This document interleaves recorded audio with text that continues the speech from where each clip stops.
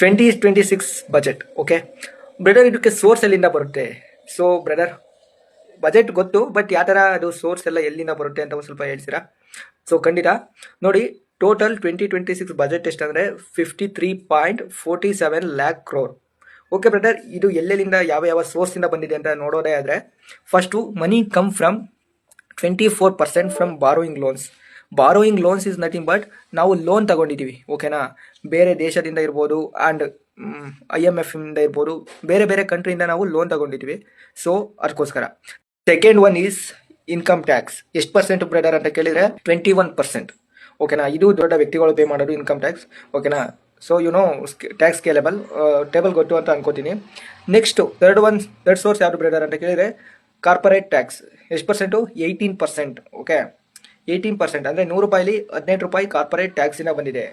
And last one ಯಾವುದು ಅಂದರೆ GST.